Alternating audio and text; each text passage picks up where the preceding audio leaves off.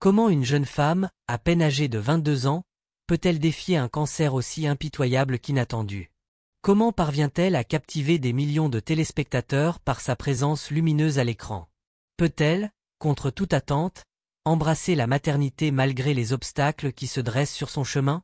Et comment continue-t-elle à rayonner d'un espoir indomptable après avoir perdu l'amour qui a marqué son cœur à jamais? L'histoire de Véronique Jana n'est pas celle d'une célébrité ordinaire, façonnée par la gloire facile ou les projecteurs éphémères. C'est une épopée de résilience, un témoignage vibrant de la capacité humaine à se relever des épreuves les plus cruelles. Connue pour son rôle inoubliable de Joël Mazar dans Pause Café, Véronique a affronté des tempêtes, une maladie dévastatrice, des chagrins d'amour déchirants, une trahison financière qui aurait pu éteindre son éclat. Pourtant, à chaque épreuve, elle a reconstruit son monde avec une force intérieure et une philosophie de bienveillance qui défie le cynisme de notre époque. Aujourd'hui, elle se dévoile avec une sincérité rare, offrant un regard intime sur une vie qui n'a rien d'ordinaire. Plongeons dans ce récit, celui d'une femme qui a transformé la douleur en lumière, la perte en espoir, et la lutte en inspiration. En 1978, Véronique Jana se tenait à l'aube d'une carrière d'actrice pleine de promesses. À seulement 22 ans, elle incarnait déjà une figure montante de la télévision française. Ses débuts dans Le Jeune Fabre en 1972, sous la direction de Cécile Aubry, avaient révélé une jeune femme au talent brut, dotée d'un charisme naturel et d'un sourire qui semblait capturer l'essence même de la vie. Son visage, empreint d'une authenticité désarmante, semblait fait pour l'écran. Elle enchaîna avec des rôles dans Paul et Virginie et Aurore et Victorien, deux séries qui consolidèrent sa réputation comme une actrice capable de transmettre des émotions profondes avec une simplicité rare. Les réalisateurs louaient sa capacité à donner vie à des personnages complexes, tandis que le public tombait sous le charme de sa fraîcheur et de son humanité. Cette époque était marquée par une effervescence culturelle en France. Les années 1970 voyaient la télévision devenir un médium central, un miroir des aspirations et des luttes d'une société en pleine mutation. Les séries comme celles dans lesquelles Véronique jouait abordaient des thèmes universels: l'amour, la famille, les rêves, tout en reflétant les bouleversements sociaux de l'époque. L'émancipation des femmes, les tensions générationnelles, et la quête d'identité dans un monde en rapide évolution. Pour Véronique, chaque rôle était une chance de se connecter avec le public, de raconter des histoires qui résonnaient au-delà des écrans. Puis vint l'opportunité de jouer dans Le Toubib, un film aux côtés d'Alain Delon, l'icône incontestée du cinéma français. Ce projet représentait une étape majeure, un tremplin vers une carrière cinématographique qui semblait à portée de main. À 22 ans, Véronique était pleine d'ambition, portée par un élan de jeunesse et une passion débordante pour son métier. Mais le destin, capricieux et imprévisible, allait bientôt frapper avec une violence inouïe. Au cours du tournage, Véronique commença à ressentir des symptômes inquiétants. Une fatigue écrasante, des douleurs diffuses, une faiblesse qu'elle ne pouvait expliquer. D'abord, elle mit cela sur le compte du stress et des longues journées sur le plateau. Mais les signaux s'intensifièrent, la poussant à consulter des médecins. Le verdict fut un choc brutal. Un cancer de l'utérus, une forme rare et particulièrement agressive, diagnostiqué à un âge où la plupart des jeunes femmes rêvent d'avenir, de voyage ou de famille. Ce diagnostic ne fut pas seulement une menace pour sa vie, il pulvérisa son univers, remettant en question tout ce qu'elle croyait être son futur. Les médecins agirent rapidement. Une chimiothérapie intensive fut prescrite pour stopper la progression de la maladie. Les mois qui suivirent furent un véritable calvaire. Les traitements, bien qu'essentiels, ravagèrent son corps. Ses cheveux, qu'elle avait toujours chéris comme une part de son identité, tombèrent par poignées. Sa peau, autrefois lumineuse, devint terne et fragile. Son énergie, qui semblait inépuisable, s'évanouit, la laissant parfois incapable de quitter son lit. « J'étais comme une ombre de moi-même », confia-t-elle des années plus tard dans une interview poignante à un magazine français. Monter un escalier était une montagne. Il y avait des jours où je ne reconnaissais plus mon reflet dans le miroir. Mais le fardeau physique n'était qu'une partie de l'épreuve. Le véritable combat se déroulait dans son esprit. Les médecins, avec une franchise brutale mais nécessaire, l'informèrent que les traitements, bien que vitaux, auraient une conséquence dévastatrice, ils la rendraient stérile. Pour Véronique, qui avait grandi avec le rêve de devenir mère, cette nouvelle fut un coup presque aussi douloureux que le diagnostic lui-même. Depuis son adolescence, Elle imaginait porter un enfant, construire une famille, transmettre la vie. Ce rêve, si profondément ancré, fut arraché sans ménagement. C'était comme si on m'avait volé une partie de mon essence, avoua-t-elle à des amis proches. Je me sentais amputé, non seulement de mon corps, mais de mon avenir. La peur de mourir était omniprésente, mais la perte de sa fertilité devint une obsession, une douleur qui la consumait. Dans ses moments les plus sombres, elle confia avoir envisagé de mettre fin à ses jours. S'il y avait eu une autre série de chimiothérapie, je ne sais pas si j'aurais eu la force de continuer, admit-elle dans une interview à Télé Loisirs des décennies plus tard. J'avais l'impression que le monde entier s'était écroulé, et je ne voyais pas comment reconstruire. Pourtant, au cœur de ce désespoir, une étincelle de résilience persista. Peut-être était-ce son éducation, marquée par des valeurs de persévérance, ou un instinct de survie plus fort que la douleur. Quelque chose en elle refusa de capituler. Véronique trouva refuge dans la spiritualité. Elle découvrit la philosophie bouddhiste, qui devint une boussole dans la tempête. Les enseignements sur l'impermanence et l'acceptation lui offrirent un moyen de comprendre sa souffrance, de l'embrasser plutôt que de la fuir. Elle apprit à chercher la lumière, même dans les ruines de ses rêves. La vie, même brisée, peut encore être belle, écrivit-elle plus tard dans son journal intime, des mots qu'elle partagerait avec le public dans son livre Le Présent, Mon refuge. Cette période de lutte forgea en elle une force intérieure qu'elle n'aurait jamais soupçonnée. Lentement, douloureusement, elle traversa les traitements. Son corps survécut, mais son esprit dut être reconstruit, brique par brique, à partir des décombres. En 1981, après des mois d'un combat acharné, Véronique reçut la nouvelle qu'elle n'osait plus espérer, une rémission. Le cancer, bien que toujours tapi dans l'ombre de ses craintes, avait été repoussé. Elle revint sur les plateaux de tournage avec une détermination nouvelle, un feu intérieur qui brûlait plus fort que jamais. Lorsqu'on lui proposa le rôle de Joël Mazar dans Pause Café, elle y vit plus qu'une opportunité professionnelle. Ce personnage, une assistante sociale dévouée aux jeunes en difficulté, semblait être un miroir de son propre parcours. Joël incarnait l'empathie, la résilience, et la volonté d'aider les autres à surmonter leurs épreuves, des qualités que Véronique avait forgées dans le creuset de sa propre souffrance. Jouer Joël fut à la fois une catharsis et un défi. Les thèmes de la série la famille, les enfants, les espoirs brisés touchaient des blessures encore fraîches. Chaque épisode, chaque scène où Joël aidait un jeune à retrouver son chemin, ravivait les souvenirs de ce que Véronique avait perdu. Mais elle refusa de se détourner de la douleur. Au contraire, elle l'intégra dans son jeu, insufflant à son personnage une authenticité qui toucha le cœur de millions de téléspectateurs. « Je ne jouais pas Joël », confia-t-elle plus tard. « Je vivais à travers elle. Chaque mot, chaque geste venait d'un endroit profondément personnel. » Le public, captivé par sa performance, ignorait les batailles qu'elle avait menées en coulisses. Pour eux, Véronique était Joël, une figure d'espoir et de compassion dans un monde souvent cruel. Semaine après semaine, des millions de Français se réunissaient devant leur télévision pour suivre les aventures de cette assistante sociale au grand cœur, sans savoir que l'actrice derrière le rôle avait elle-même regardé la mort en face. Cette connexion avec le public devint une source de force pour Véronique. Savoir que mes rôles touchaient les gens, qu'ils leur donnaient de l'espoir, m'a aidé à me relever, expliqua-t-elle dans une interview des années plus tard. Avec le temps, Véronique choisit de parler ouvertement de son cancer. Elle décrivit cette expérience comme une météorite s'écrasant sur sa vie, détruisant tout ce qu'elle connaissait, mais l'obligeant à construire des fondations plus solides. Cette épreuve transforma sa vision du monde. Elle développa une empathie profonde, une capacité à ressentir la douleur des autres comme si c'était la sienne. Cette qualité devint la marque de sa carrière, une actrice qui jouait avec son cœur, refusant de masquer ses cicatrices. Pour Véronique, survivre n'était pas suffisant.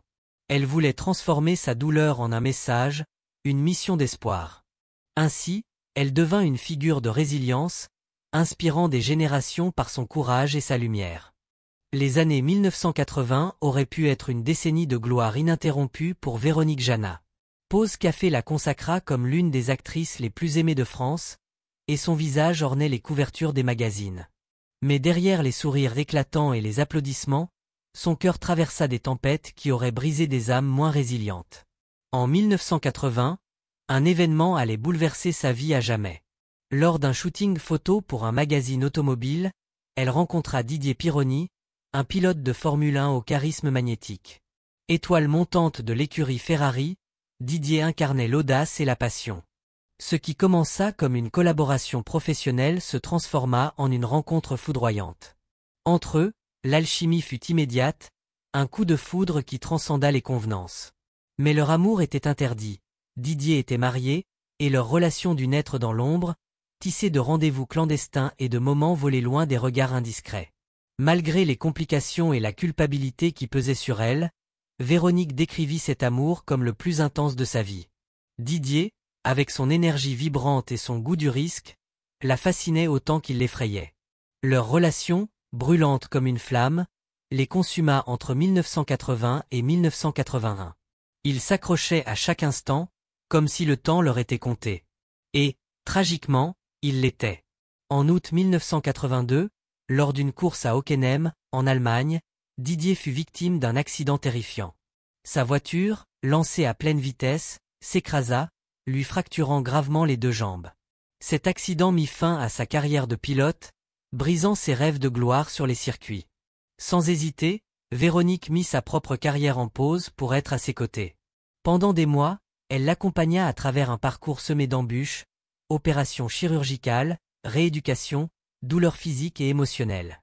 Elle rêvait d'un avenir où ils pourraient enfin vivre leur amour au grand jour, loin des dangers des circuits. Mais Didier ne pouvait renoncer à l'adrénaline qui le définissait. Après une convalescence partielle, il se tourna vers un nouveau défi. Les courses de bateaux offshore, un sport aussi périlleux que la Formule 1. Véronique, déchirée entre admiration et angoisse, le vit replonger dans un monde de risques. En août 1987, le destin frappa à nouveau, avec une cruauté implacable.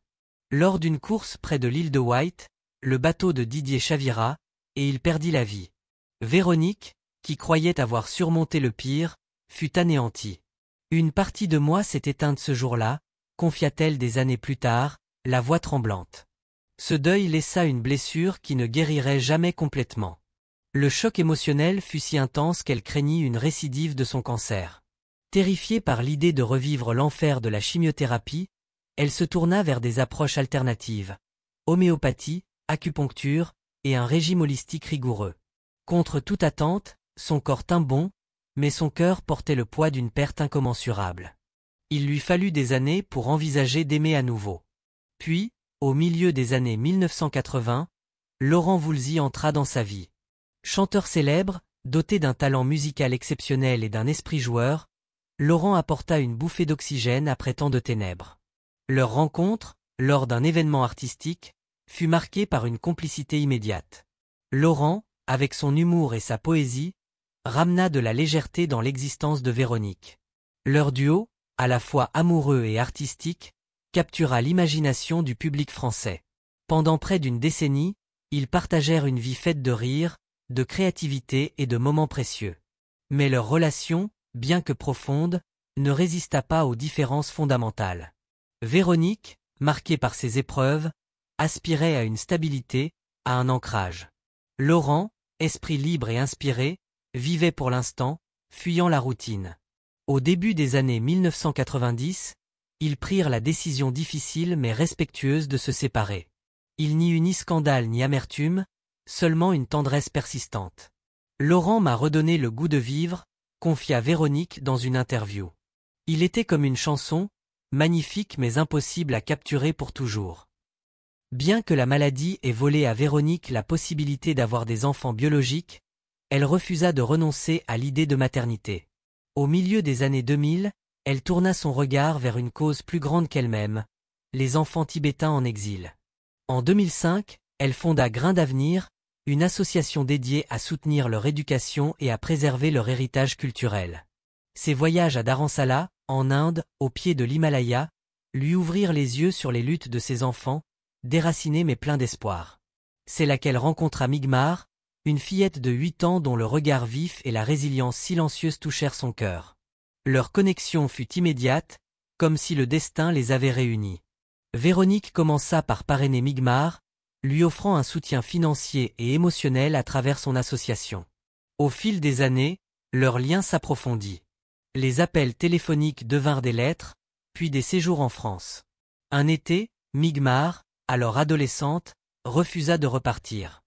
Ce moment marqua un tournant.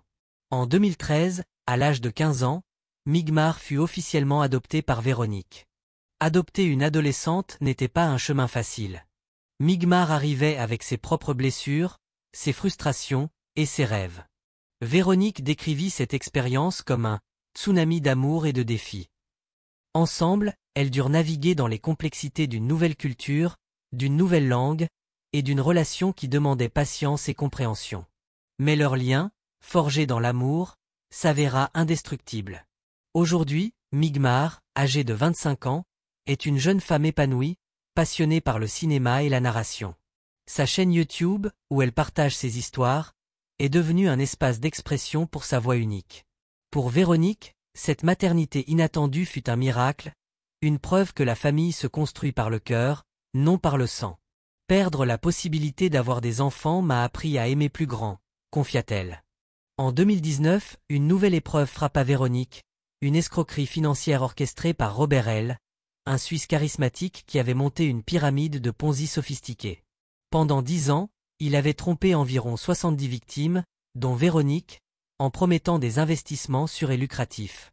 Confiante, elle avait investi une partie de ses économies pour sécuriser son avenir et soutenir Grain d'avenir. Mais tout s'effondra lorsque le scandale éclata. Robert avait détourné entre 8 et 15 millions d'euros, menant un train de vie extravagant week-end à Dubaï, fête sur des yachts, appartements luxueux. Arrêté en mai 2019, il fut placé en détention provisoire, mais le mal était fait. Pour Véronique, cette trahison fut un coup dur, ravivant le sentiment de violation qu'elle avait connu par le passé. Mais fidèle à sa philosophie, elle refusa de se laisser consumer par la colère. Grâce à la méditation et à sa foi bouddhiste, elle choisit de reconstruire, de préserver sa bienveillance face à la cruauté du monde.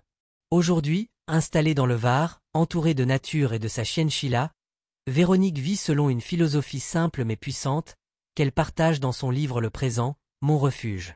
Elle y encourage ses lecteurs à embrasser l'instant présent, à accepter l'imprévisibilité de la vie, et à trouver la paix dans la simplicité. Elle continue de jouer, apparaissant dans Demain nous appartient sur TF1, et chérit son héritage artistique, en particulier son rôle de Joël Mazar, qui a marqué des générations. Véronique reste une femme curieuse, rêvant de nager avec les baleines ou de rencontrer des gorilles des montagnes. Elle refuse de se fermer au monde, choisissant l'ouverture et le courage. À quoi bon sauver son corps si l'on perd son âme ? Demanda-t-elle un jour à un journaliste. Son histoire est un testament à la résilience, un rappel que même après les pires tempêtes, un cœur ouvert trouve toujours un chemin. Chers lecteurs, quelle partie de l'incroyable parcours de Véronique vous inspire le plus ? Laissez vos réflexions en commentaire, et n'oubliez pas de liker, partager, et vous abonner pour découvrir d'autres histoires qui célèbrent la force humaine.